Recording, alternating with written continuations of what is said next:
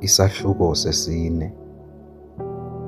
Ukuhendwa kukaYesu entlango.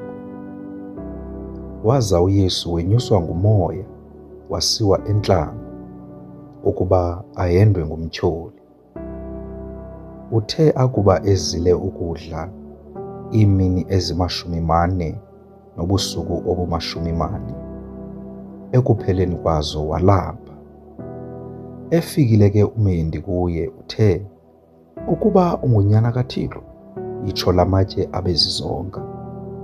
Waphendula ke yena wathi, "Kubhaliwe kwathiwa, akaphili ngasonka sodwa umntu, uphila ngamazwi onke aphuma emlonyeni kaThixo."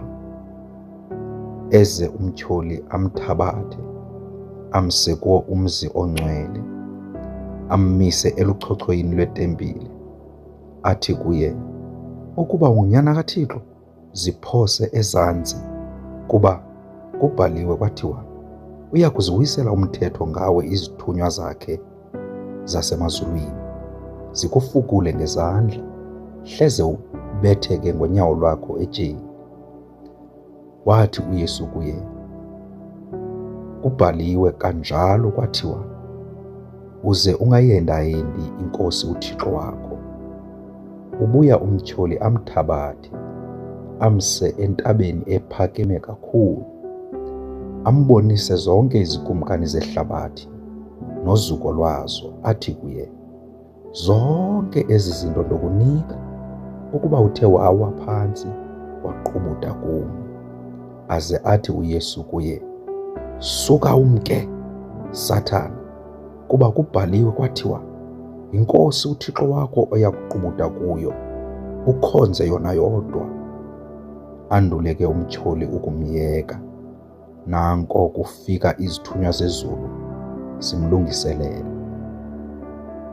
UYesu eGalili, abafundi bakhe bokuqala. Ke kaloku akuva uYesu ukuba uYohane unikelwe entolongweni, wemka waya kwelaseGalili.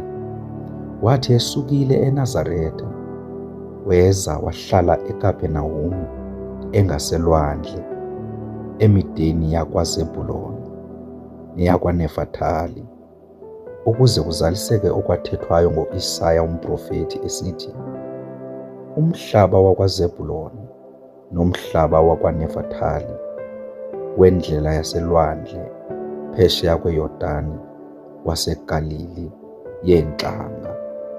Abantu abo bahleli ebumnyameni babone ukukhanya okukhulu, nabo behleli ezweni nasethunzini lokufa bavelelwe kukukhanya." Waqala oko uYesu ukumemeza esithi, "Guqukani, kuba ubukumkani bamazulu busondele."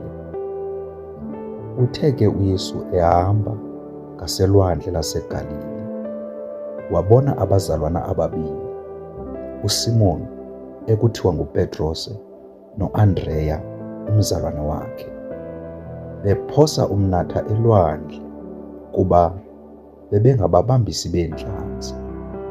Athi ke kubo, "Yizani apha nindilandele, ndonenza nibe ngababambisi babantu." Bayishiya kwa oko iminatha, bamlandela ke.